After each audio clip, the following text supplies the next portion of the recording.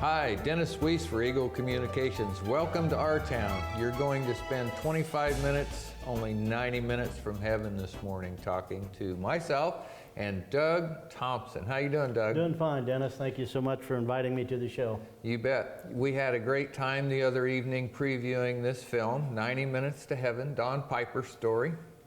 Yeah, it's good. The movie is just about like the book. Don wrote the book 90 Minutes in Heaven, and the movie really follows that almost to the T. I've read the book, and of course, and then we've previewed the movie on a pre-screening with Catalyst Studio. How long was it ago, Doug, that Don was here?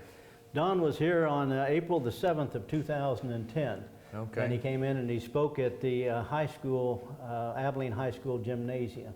And for that event, you know, we had about 3,600 people, a little under, right at 3,600 people on a facility that didn't hold that many. So it was a crowd similar to what you would see on a graduation, with people on the floor and seated in chairs. And of course the bleachers were full. Eagle broadcast that, filmed that, and then later released it multiple times. Yeah. Multiple is right. Without a doubt, it was the most requested program I think we ever put on the air. Maybe because of the audience was targeted, but the reality of it is our phone rang and rang and rang saying, can you replay that? And we did, over and over. You know, when we did that program, Dennis, it was, we had Cloverton, who was just getting started really, and has since become one of the top Christian bands in the nation. Mm-hmm. And they were, that was an early show for them. And of course we had Don Piper, we had the Emmanuelairs, and we just really had just a good event, and we had sent inserts in newspapers to about a 50-mile radius of Abilene. And boy, the people came for it. It was fantastic. I watched the movie with you the other night over at Emmanuel Church.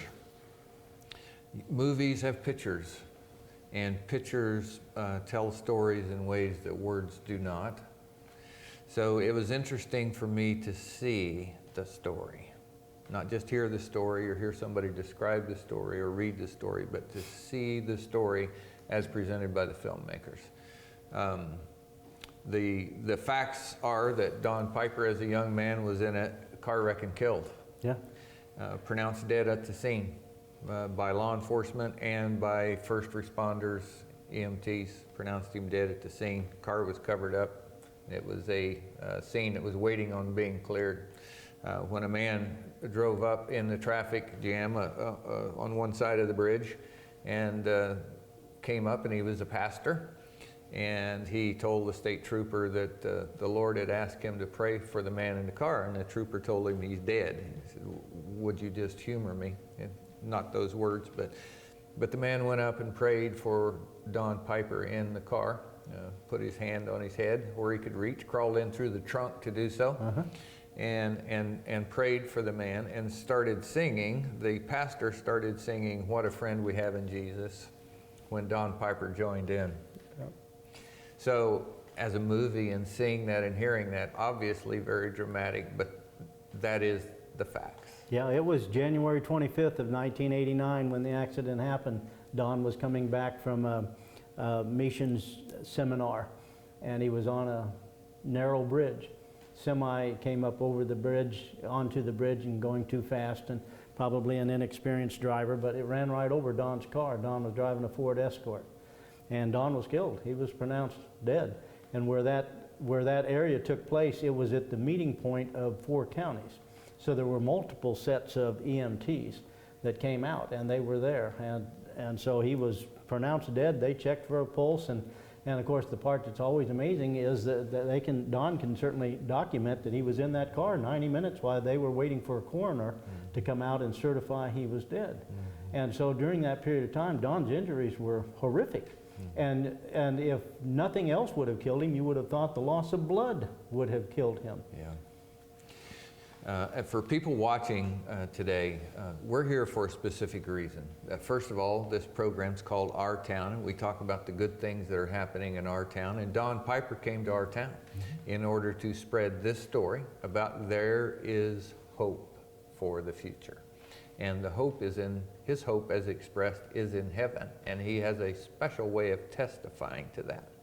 So, but the purpose we're here is we have a chance to encourage people to call and want to see this movie, and we can get the movie in Salina at a local theater. Talk to us about when it launches and what process we have. The movie is going to be released in 800 theaters beginning September 11th of this year. They have already identified, meaning the studio has identified what theaters it will be released in. In our area, it's scheduled to be in Wichita and Topeka and nowhere else, pending some changes.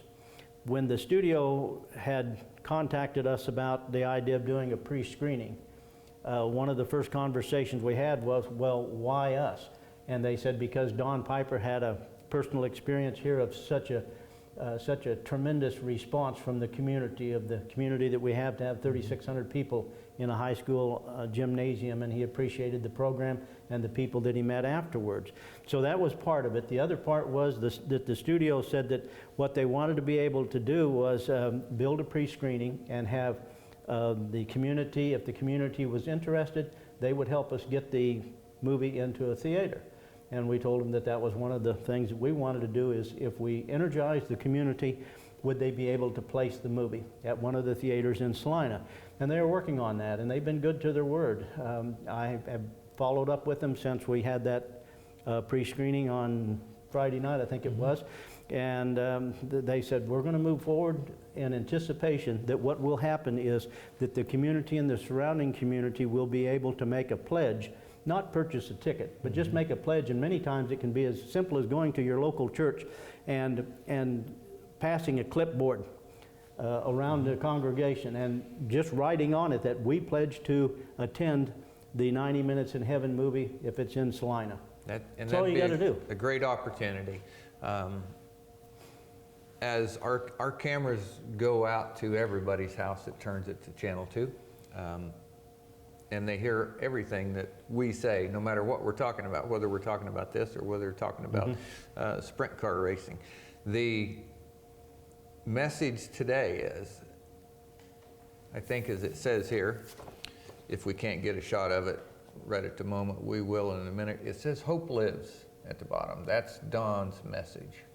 But inside the movie of pictures is testimony from all of the family and all of the people around. And the movie ends with the real Don Piper himself standing up and talking. This is a testimony of a real man who stood in Abilene and that testifies that there is hope beyond life today, and hope beyond injury, and hope beyond death. What a great opportunity to take your neighbor to an uplifting, hopeful message.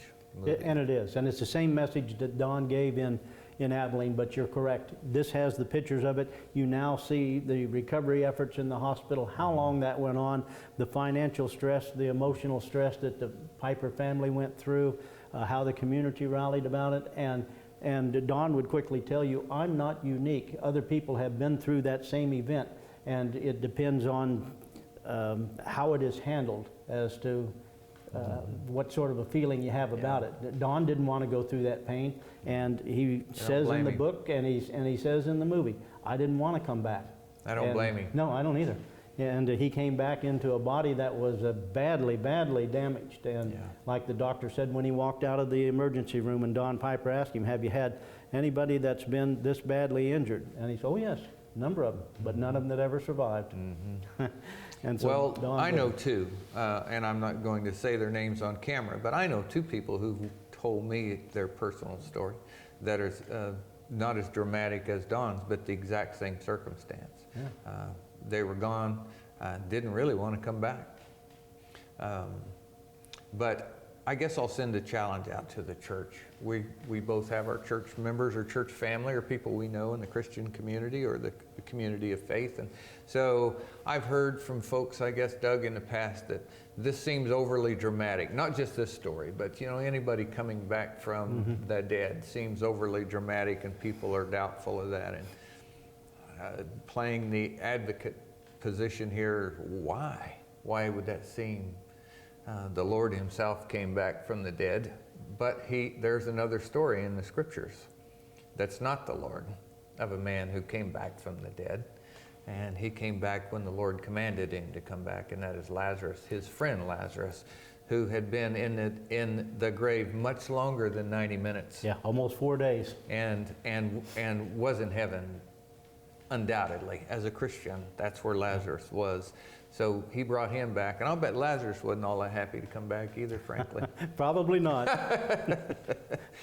But it's a great story of hope, and it's a uplifting message for anybody. I think, you know, for me, I don't know how it affected you, but when I saw the depression of Don Piper in the movie and the struggle of that injury, it made it even more poignant that he is willing to stand up today and testify of hope, because he did not want to go through that. No, he did not. And after you watch the movie, then you can understand the depression that went with it, the conflict that he had with being back, and what he was going through, and the stress that put on the family. It's tremendous. But he also realized, as he thought about it, and as others came and ministered to him, well, what's my purpose? Why? Why would the Lord send me back here? What purpose can I do? And I've already seen heaven, and he described it, and he described it here in Abilene. But as he thought about it, he said, what's the Lord want me to do? And well, Don was a preacher beforehand, and he still is.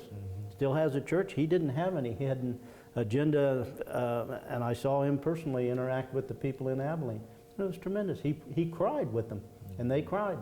And he spent hours after giving the 90-minute presentation in Abilene. He spent hours with people one-on-one, just like what we are, listening to their story and responding to them and praying with them.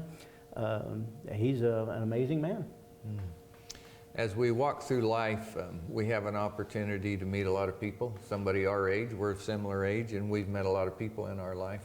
I think of, as you think of things through the lens of the hope of the Lord, some of the people you meet fall into a completely different category. And they are the people who, through one way or another, have a testimony of the change in their life. And Don Piper's one of those, because he not only talks about and you get to see the change in his life from having his body wrecked, but you see the change in his life from a happy life, content with what the Lord had for him, to a circumstance he did not ask for, did not want, yet still remained obedient in after he came back.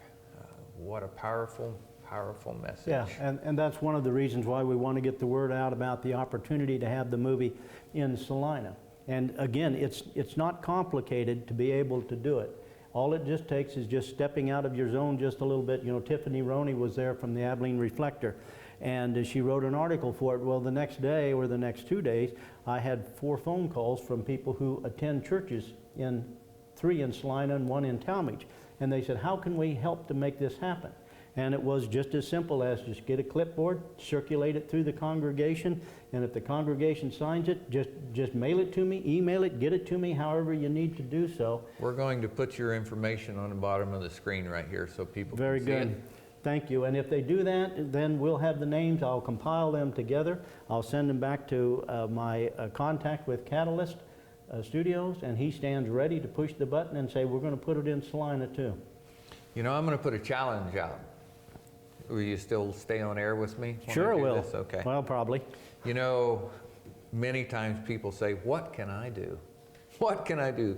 The world is in such poor shape and this, that, the other. What can I do about it? Well, here's a chance. It's a chance to make a change, to have something happen here that won't happen here without you. And that is to put this in a theater in Salina and invite your friends and the community members to go see. You never know who needs a testimony of hope. Might be sitting right next to you. Could be. It certainly could be. Yep. Yep. And that's the way Don handled it in Abilene too, is after he told the story, and you could hear a pin drop in a crowd of 3,600 people when he started and told his story. When he got done, he asked people if they needed to come forward, wanted to come forward to him. And then he ministered to those people. And that's what it's all about. and there's 3 of us in the room today, and I would guarantee that if we turned the camera off and started talking about things we had need of in our life, we could easily find all 3 of us have areas that we wish we had some assistance in or some need of hope in, Sure. right? That's everybody behind the lens too. Everybody is either there today themselves or they know somebody that could use a message of hope for the future. So you're in control of that. You call the number here, go to your church, your pastor, your Bible study group, or just your friends and say, let's get 20 people together, make a commitment to go see the movie in Salina, and you can make this movie appear in Salina, Kansas. 90 Minutes in Heaven, Don Piper story. Yeah, you don't even have to buy the tickets in advance. All you have to do is make the pledge that you will buy when the movie gets there.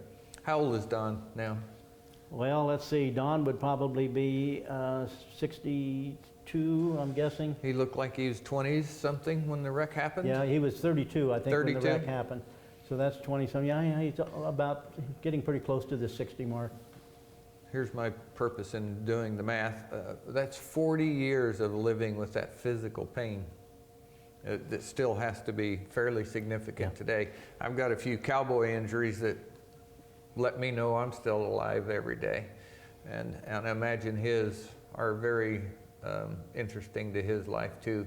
Yet you look at his face and he gives witness of the hope that is within him. Yeah. He was in pain when he was in Abilene, and I know that he was because I offered him a chair and he said, you know, if I sit, it's hard for me then to get the bones moving again. So he said, as long as I'm standing and moving, I would be better at that. And he did, but I know he was in lots of pain. His son was there with him, and he told me, he said, you don't have any idea how much pain Dad's in. Okay, I don't know how much time we have left, Doug, but are there any parting shots that you want to put a plug in for this process or who this person is? Well, here's my parting shots, I guess. This is an opportunity for the community to view a quality movie. And if you want Christian films to be made and distributed to be successful, then this is one that has the potential. This is a Samuel Goldwyn movie. So it's a legitimate studio. The people that acted in this are quality actors. Kate Bosworth is in this. She was in Superman's Return. And Dwight Yoakam, you will enjoy Dwight Yoakam. He played Attorney Beaumont in the case. The only person I feel like I didn't like when I saw the movie. But this is an opportunity. And all we have to do is just as simple as that, is just get the clipboard, make the pledge to appear. When we get all of those, I will package those up. We'll send them off to Catalyst Studio, and then you yourself will be able to see 90 Minutes in Heaven, released in Salina, September 11th of this year. Well, we're removing all opportunity to say that there was no way for me to make a difference today. That's right. So it's you've done your part. You organized a pre-screening here, something that very few other cities probably around the country had. And we did get to see it. A small group of us got to see the movie. It's a good movie. It's got a tremendous value to people looking for hope. I think every pastor in our community, no matter what congregation they preside over, would benefit their congregation by taking a group to this movie. And they can do something about it. Yeah, certainly can. Doug, thanks as always for bringing good news to our community and good things. A lot of things come out of the Thompson brothers' hands and mean great things for the communities of Chapman and Abilene and all of our surrounding area. Well, thank you, Dennis. Without people like you in a forum to get that information out, it would fall into a very shallow well. So thank you. You're very welcome. Folks, we urge you to not only watch this program and tell somebody about it, send the internet link. We make these available up on eaglecomtv.net. You can look at it anytime you want to, send it to a friend. But most of all, get a group together, make a commitment to go to the movie. It'll be September the 11th or shortly thereafter in our community is our hope and prayer. We appreciate you joining us today for Eagle Communications. I'm Dennis Weiss, my friend Doug Thompson. Have a great day.